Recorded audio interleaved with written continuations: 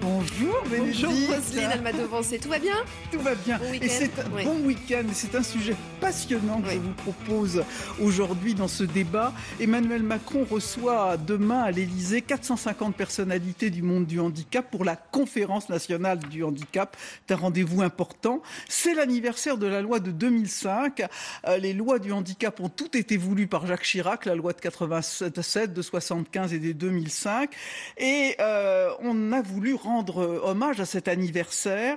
Et hier, dans le journal du dimanche, Sophie Cluzel, la secrétaire d'État aux personnes handicapées, a réouvert le dossier de l'assistance sexuelle aux personnes handicapées et appelé le Conseil national d'éthique à un nouvel avis sur ce sujet.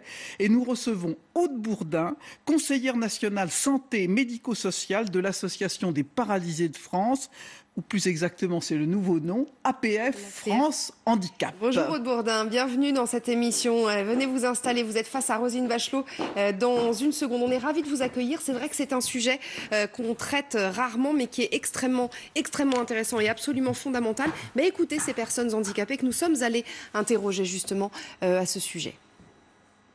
L'accompagnement sexuel, pour moi, c'est une revendication que je crois essentielle.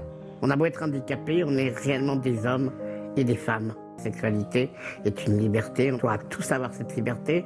Quand on en est privé, c'est une souffrance. Handicapés dans le subconscient des gens, n'ont pas de sexualité, sont même asexués. Ce corps-là, même qui est déformé, il peut quand même être touché, il peut ressentir des choses aussi. Bonjour Aude Bourdin. Bonjour. Est-ce que je peux avoir un petit mot personnel? Bien sûr. Allez-y. Je voulais, avec Aude Bourdin, évoquer le souvenir d'un homme que j'ai beaucoup aimé, l'ancien président de l'Association des paralysés de France, Jean-Marie Barbier, qui est un homme formidable, et avec lequel j'ai eu des discussions enflammé sur ce sujet. Alors, Jean-Marie, du haut du ciel, tu nous vois certainement et je suis contente d'aborder ce sujet avec vous. Je referme cette parenthèse personnelle. C'est un sujet passionnant que la secrétaire d'État a ainsi réouvert, qui pose d'ailleurs des questions sociales et éthiques qui dépassent largement le monde du handicap. On croit qu'on ouvre une petite porte et on ouvre finalement des tas de portes à travers ce sujet. Première question, Aude Bourdin. L'activité sexuelle est-elle un droit qui, en cas de difficulté ou d'impossibilité à l'exercer, doit être compensé par la collectivité ? Alors, droit ou liberté? C'est vrai que c'était un vieux débat sur cette question-là de l'accès à la sexualité. L'OMS, en 2002, rappelait que le droit à la sexualité rentrait finalement dans tous les droits humains garantis par l'ensemble des États. Et la Convention internationale des droits des personnes en situation de handicap rappelle aussi que les personnes ont droit à l'accès à la sexualité, à la parentalité, à pouvoir vivre en couple. Voilà. Donc, finalement, est-ce que c'est un droit qui obligerait les États à prendre du coup des dispositions pour qu'il n'y ait pas de discrimination pour les personnes en situation de handicap ou liberté? Finalement, pour nous, peu importe. C'est comment on rend effectif l'accès à la sexualité des personnes en situation de handicap. Alors, est-ce que dans la vision de l'assistance sexuelle, il n'y a pas une vision simplement mécanique de l'activité sexuelle? Je vais jusqu'au bout de ma question. Je sais bien que mes questions... Non, mais le sujet étant très peu abordé, je vais vous poser un certain nombre de questions classiques que vous avez sans doute entendues 10 000 fois, mais je crois qu'il est important de les reposer. Est-ce que finalement, on réduit le sexe à une activité mécanique? Comme peut-on dissocier l'activité sexuelle du désir de l'autre, du partage? Non, on ne peut pas dissocier l'un de l'autre. Et la question de l'assistance sexuelle, c'est pas de répondre à une pulsion sexuelle, c'est d'accompagner une personne en situation de handicap qui, du fait de son handicap, n'a pas accès à son propre corps, à découvrir sa sexualité, ou ses sexualités, j'aimerais dire, parce qu'il n'existe pas une sexualité. On a chacun la manière de le vivre. Donc non, l'idée première, elle n'est pas celle-là. L'idée première, elle vient d'accompagner une personne dans son autonomie sexuelle, ce qui est complètement différent. Alors, Moi, je suis assez d'accord sur cette vision qui pourrait être une vision quand même assez mécaniste. Mais alors, il y a toutes sortes d'autres personnes qui sont privées d'un accès à la sexualité du fait de leur aspect physique, de leurs conditions sociales, de leur âge. Et d'ailleurs, un certain nombre de personnes dans le monde du handicap disent finalement c'est un droit. Je pense en particulier à quelqu'un qui s'est particulièrement impliqué dans cette affaire, Monsieur Nuss, que vous connaissez, qui est un militant de cette cause depuis de nombreuses années, qui dit finalement c'est une assistance sexuelle qui doit être ouverte à l'ensemble des personnes dans notre société, qu'elles soient handicapées ou non. Vous partagez cette vision ? Alors, on ne la partage pas complètement. L'idée, vraiment, c'est ce que je vous disais tout à l'heure dans mes propos, c'est bien, on n'a pas accès à son corps du fait du handicap.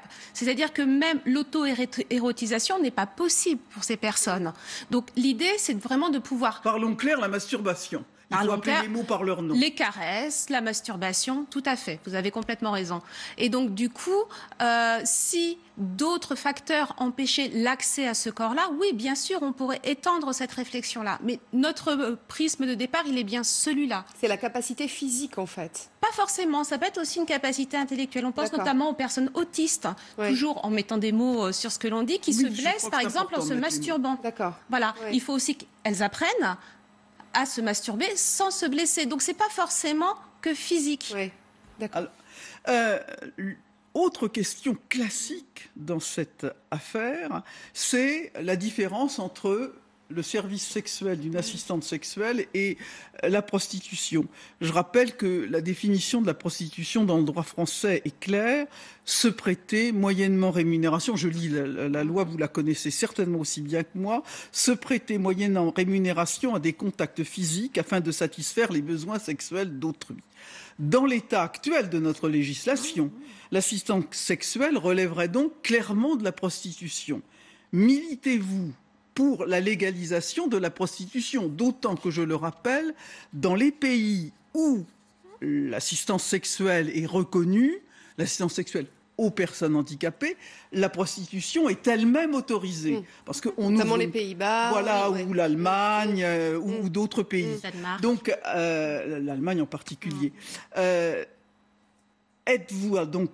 Militez-vous pour que soit changé dans notre pays le droit de la prostitution, enfin du moins l'interdiction de la prostitution. Ce que l'on propose, c'est plutôt une exception à la loi et une dépénalisation de l'assistance sexuelle. En fait, l'assistance sexuelle, on ne l'envisage pas sans un service qui va pouvoir accompagner, mettre en relation des personnes qui auraient une demande et des assistants sexuels qui seraient formés et supervisés. D'accord ? Donc, dans le On va revenir aux modalités, parce que le diable se mise dans les détails. L'assistance sexuelle, pardon, mais ce qui est important... Quel est le travail d'un assistant sexuel ? Alors, on va y venir. Bénédicte, vous posez une bonne question, mais je vais la poser après. D'accord, ok. Alors, je vais répondre à la question. Surtout si je commence par ce préambule-là, c'est parce que la loi n'est pas si claire que ça. C'est-à-dire que avoir une activité d'assistance sexuelle n'est pas illégal en France, comme se prostituer n'est pas illégal. Ce qui est illégal, c'est de mettre en relation. Oui. C'est pour ça que je vous disais que comme on conçoit, nous, l'assistance sexuelle que dans le cadre d'une mise en relation, là, en effet, on peut être taxé de proxénétisme. Ça, c'est la première chose. La deuxième chose, ce sont les personnes elles-mêmes qui sont visées par la pénalisation du client. Mais l'activité même... elle n'est pas illégale. C'est ces deux aspects-là. Non, mais c'est important. Donc, nous, ce que l'on propose, c'est que dans le cadre d'une mise en relation via un service d'assistance sexuelle, et on reviendra après sur son rôle, que l'on puisse avoir une exception à la loi. Et en fait, on réfléchit par analogie par rapport à ce que l'on appelle communément les salles de shoot. On voit bien que l'on peut, dans le cadre de la réduction des risques, il faut encadrer. Ça part dans tous les sens. Il faut encadrer. Mais aujourd'hui, le fait de ne pas réglementer du tout, et c'est ça. Ça fait qu'aujourd'hui, on est dans l'illégalité, on est dans la clandestinité. Et de toutes les façons, aujourd'hui, on ne peut moins bien assurer que, un, les assistants sexuels sont formés, que deux, ils souhaitent accompagner ces personnes. Et d'autre part, on ne peut pas non plus accompagner les personnes dans l'expression de leur demande. Leur demande, c'est pas forcément, excusez-moi, de faire appel à un assistant sexuel. C'est se dire, je n'ai pas accès à ma sexualité, comment je peux faire ? Et il y a plein de réponses possibles. Alors, n'a pas accès à la partie, je dirais, physique de la sexualité. Il y a évidemment la partie sentimentale qui sera absolument, et c'est souhaitable, absolument pas assurée par ce service. Alors, il y a des questions, parce que le diable, faut espérer qu'il n'y aura aucun lien sentimental entre la personne, sinon ce serait tout à fait, on tomberait dans une autre dimension. Alors, les questions sont posées, quel bénéficiaire, quel professionnel, quelle rémunération, quel type de prestation. Premièrement, quel bénéficiaire, sur quels critères, parce qu'on réouvre le dossier de l'exception que vous ouvriez à l'instant, sur quels critères déterminer les personnes qui auraient droit à cette exception à la législation? On revient sur le critère du handicap qui ne permet pas à la personne d'accéder à son propre corps. C'est ça, voilà. Donc, il y aurait un examen médical ou socio-médical. Oui, ou avec un sexologue dûment formé qui serait en capacité avec la personne de pouvoir voir quelles sont ses demandes et on regarde ses demandes parce qu'en fonction de la demande, ils vont pouvoir avoir accès, comme vous le disiez, à une partie ou une autre partie de leur sexualité. Donc, c'est en fonction de la demande, des difficultés rencontrées par la personne qu'on va pouvoir évidemment se dire oui, cette personne peut être bénéficiaire de ce service ou non.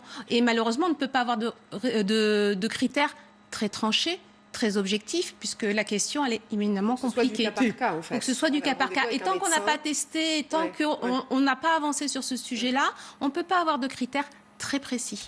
Alors, la question aussi fondamentale, c'est la nature de la prestation. Parce que, évidemment, comme pour les personnes qui ne sont pas en situation de handicap, la sexualité, c'est quelque chose d'extrêmement divers. Il n'y a pas une sexualité univoque des personnes handicapées. Il faut évidemment prendre en compte l'orientation des personnes handicapées. Il y a des personnes homosexuelles chez les personnes handicapées. Il y a des personnes qui préfèrent tel ou tel type de sexualité dans lesquelles elles s'épanouissent. Jusqu'où doit-on aller dans le service ainsi assuré? Alors, je vais encore vous répondre, tout dépend. Tout dépend d'une part de la demande de la personne. La demande de la personne, c'est pas forcément d'avoir un rapport génital, soyons très clairs. Ça peut être découvrir le même corps sexué que le sien, sans pour autant, notamment aussi, avoir envie d'une relation homosexuelle. On peut vouloir découvrir le corps d'une autre femme pour voir comment il fonctionne. C'est aussi découvrir son propre corps. C'est-à-dire, qu'est-ce que vous voulez dire par là? C'est-à-dire, elles n'ont pas forcément eu l'occasion, ces femmes-là, de se voir entièrement debout, dans un miroir, parce que leur handicap ne leur permet pas. Elles souhaitent voir une femme debout, avec nue. C'est-à-dire l'assistant sexuel qui serait nu. Oui. C'est ça. Ça peut être ça comme demande. Ça peut être des demandes de découvrir des zones érotiques. Ça peut être apprendre à se masturber. On en a parlé tout à l'heure. Ça peut être aussi aider un couple de deux personnes en situation de handicap à se mettre en position pour pouvoir avoir une relation sexuelle. Et ça peut aller également jusqu'au rapport génital. Mais souvent, ça ne se fait pas comme ça. Ça se construit dans une relation au fur et à mesure et l'assistant sexuel est libre ou pas d'aller jusqu'au rapport. Alors, il y a une question très importante qu'on voit on a abordé d'un mot, et en Suisse en particulier, cette question est soulevée, c'est le fait que peut s'établir entre l'assistant sexuel et la personne qui reçoit ces services, qui les demande, une forme de dépendance Pardon ? Je voudrais juste, avant d'aborder justement cette thématique-là, qui est très importante, mais pour revenir sur ce que disait Sophie Cluzel. Oui, pardon, excusez-moi. On écoute la ministre. Oui, tout à fait. Oui, absolument. Là, vous allez donner un exemple suisse, mais elle dit qu'en France, on est prêt, enfin, qu'a priori, la société a évolué. Je voudrais juste qu'on écoute ce qu'elle a dit. Les personnes handicapées sont des citoyens et doivent avoir une vie digne dans tous les sens, notamment la vie affective, intime et sexuelle. La société est prête aujourd'hui pour pouvoir réentendre ce sujet qui a été tabou pendant longtemps et qui va nous obliger tous à améliorer nos pratiques de vie intime dans les établissements médico-sociaux, reformer peut-être aussi tous ceux qui sont autour en accompagnement pour savoir ce que c'est qu'une intimité, une vie affective, une vie sexuelle. Il est temps, c'est un sujet qui doit être traité comme tout un chacun. Pardon, mais c'est très important parce que c'est vrai qu'elle disait ça a été tabou pendant très très longtemps. Elle remet le dossier sur le sujet. La société est prête. Elle a évolué, la société, de ce point de vue-là ? Vous avez ce sentiment-là, vous ? Alors, Ce qui a évolué, clairement, c'est la parole. La parole a été beaucoup plus libérée que lors du précédent avis. Ça suit d'ailleurs un mouvement général de la société. Voilà, on a tous les ans des forums, on forme des professionnels à cette question, etc. Donc, il est clair que le sujet, aujourd'hui, on en prend conscience, alors qu'il y a encore 5 ans, c'était extrêmement difficile d'y mettre des mots et on avait beaucoup de mal à en parler. De là à ce que la société ait suffisamment évolué pour aller jusqu'à ce débat et un débat des passionnés. J'espère qu'on arrivera vraiment à aller au fond des questions que cela pose. On ne sait pas, mais en tout cas, on est ravis de pouvoir protester. Voilà, alors, tout à fait. Moi, je suis aussi très sensible dans cette affaire et dans des extrêmes réticences que je porte au dossier sur le fait que il n'y a pas seulement la personne handicapée, il y a aussi, et il ne faut jamais l'oublier, la personne qui assure ce service et qui assurerait ce service et qui, elle aussi, ou lui aussi, a des droits irréfragables. Je posais la question, par exemple, de la limitation, en Suisse c'est le cas, de la limitation du nombre de services qu'on peut demander à une personne. Parce qu'effectivement, il peut se créer des liens compliqués. Oui. Le fait qu'on demande en Suisse, et c'est très intéressant, que la personne ait un lien conjugal stable, qui montre bien d'ailleurs l'effet perturbateur que peut avoir sur la sexualité, la conjugalité, la vie affective de la personne qui assure ce type de service, ensuite dans sa vie personnelle. Est-ce que ça, c'est quelque chose qui vous préoccupe ? Bien sûr que c'est quelque chose qui nous préoccupe. C'est pour ça, je vais revenir, c'est important que nous, ce soit un service où justement les assistants sexuels soient supervisés et acceptent cette supervision-là pour qu'on puisse justement réfléchir. Vous pensez que vous allez trouver assez de gens qui vont assurer ça ? Aujourd'hui, on en a. On travaille beaucoup avec un partenaire qui s'appelle Corps Solidaire, qui est une association suisse d'assistants sexuels et qui ont vraiment une grande expérience en la matière et qui ont l'habitude. Et on a monté avec eux une formation il y a quelques années d'assistants sexuels parce que pareil, former des assistants sexuels, c'est pas illégal en France. Et l'un des critères, notamment pour accompagner les personnes pour qu'ils puissent rentrer dans cette formation, c'était que ce ne soit pas l'activité principale rémunératrice. Oui, voilà, c'est ça. Voilà. Bon, vous avez juste rapidement je ne peux pas poser la dernière question sur le financement. Zut alors. Mais non, vous reviendrez. Juste une toute petite idée du calendrier ou pas ? Vous en avez parlé avec Sophie Ah bah il y a l'avis du CCNE. On l'a découvert. Ah oui, c'est demain. On l'a découvert ce week-end. En fait, on était déjà en contact avec eux sur le sujet. Mais on a découvert ce week-end que le calendrier s'accélérait. Et vous allez attendre l'avis du Conseil national d'éthique. Et y participer. Mais c'était très intéressant. Merci beaucoup d'être venu. Pascal Perry, bonjour.